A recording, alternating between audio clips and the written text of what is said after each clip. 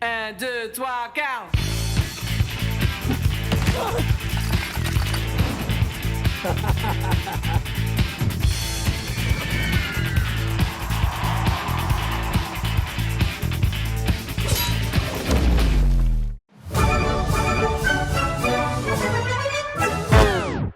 Bonjour, aujourd'hui sur Anonymal TV débute la première émission du MAG Culturel.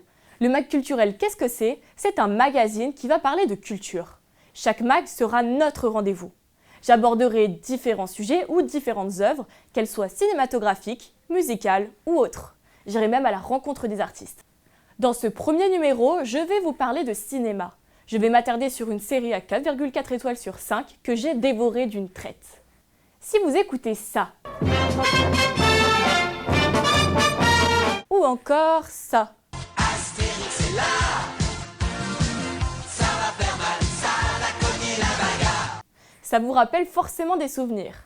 En effet, les dessins animés Astérix et Obélix ont sûrement bercé votre enfance. Mais Astérix, ce n'est pas fini. Une mini-série d'animation de 5 épisodes de 30 minutes, Astérix et Obélix, le combat des chefs, est sortie cette année sur Netflix. Elle est réalisée et écrite par Alain Chabat, d'après les personnages créés par René Goscinny et Albert Uderzo. La direction artistique est d'Aurélien Prédal et l'animation de Christophe Serrand. La série est marquée par l'action, l'aventure et bien sûr par l'humour. Voici d'ailleurs la blague que j'ai préférée. Ça, c'est du poisson-chat, ça. Non, pardon, c'est une dorade, autant pour moi. Mais ordre alphabétique, t'es sûr qu'ils sont frais, tes poissons, là? Tu plaisantes. Je les ai ramassés sur la plage la semaine dernière et j'ai respecté la chaîne du tiède. Ah non, tu peux y aller les yeux fermés. Il y a beaucoup de mouches, hein, quand même. Ah non, mais ça, je te les compte pas. On entre dans la série animée avec l'arrivée des Romains près du village gaulois. Démarre alors une scène de combat avec des Gaulois sous potion magique, qui ne font qu'une bouchée des Romains. Il y a vraiment un effet de bande dessinée avec des ralentis qui font presque penser à des images fixes animées. Il y a le bruitage et les onomatopées des BD avec des bims, des booms, des pafs, des splashs. Et pour les accompagner, un fond uni avec des couleurs très vives. Le renvoi aux bandes dessinées se distingue aussi par le titre de la série qui reprend celui de l'album du même nom. Mais qu'est-ce qu'un combat des chefs ? Si un chef gaulois veut prendre le contrôle d'un autre village, il défie l'autre chef en combat, d'homme à homme.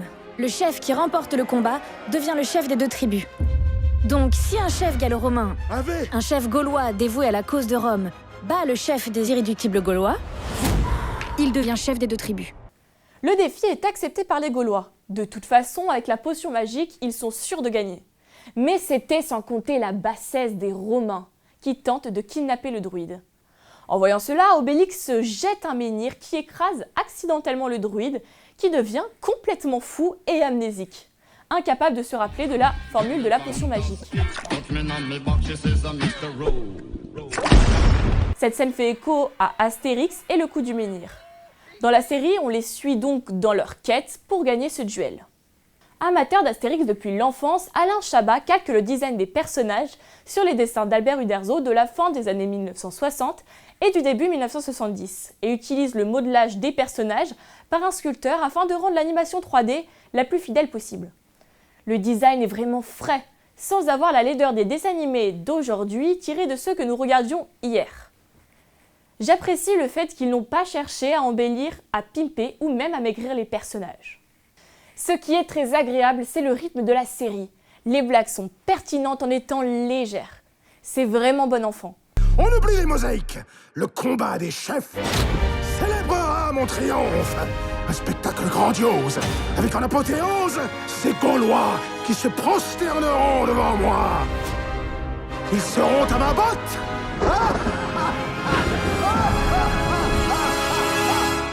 J'adore.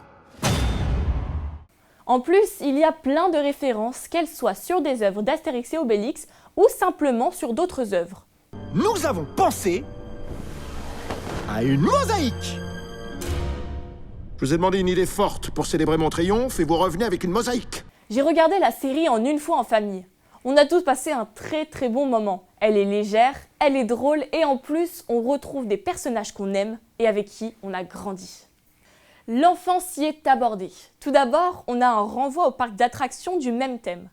Mais encore, on voit des personnages emblématiques enfants. On comprend comment Obélix est tombé dans la fameuse potion magique. L'événement a été légèrement modifié par rapport à la BD Comment Obélix est tombé dans la marmite du druide quand il était petit.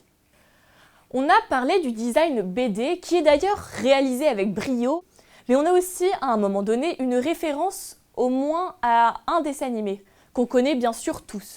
Mais je vais très bien, gros monsieur tout jaune qui flotte en l'air. Mais où est Madame Arbre? Je ne sais pas. Appelons Madame Arbre. Madame Arbre, Madame Arbre. J'espère que vous avez deviné la référence aux Teletubbies. On connaît bien sûr ces couleurs flashy et un peu psychédéliques qu'on retrouve dans les dessins animés pour tout petits. Je trouve que c'est vraiment appréciable et très original d'avoir cette diversité de styles.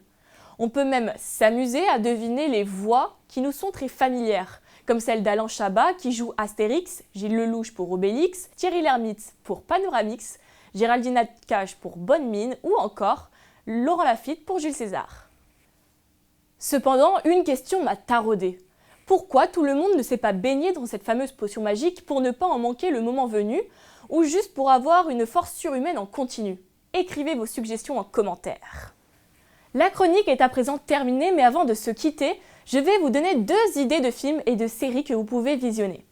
En série, j'ai réellement adoré Only Murder in the Building présente sur Netflix.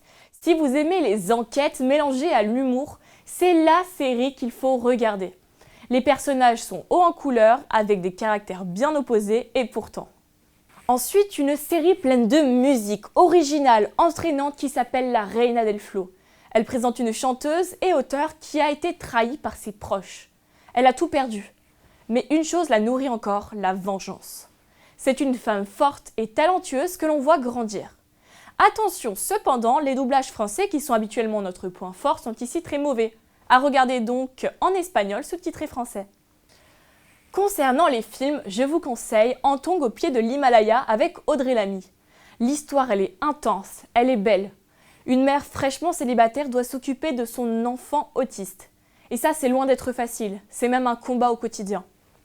J'ai également apprécié le film Super Papa avec un père qui a été absent pendant des années et qui doit du jour au lendemain assumer pleinement ce rôle de père.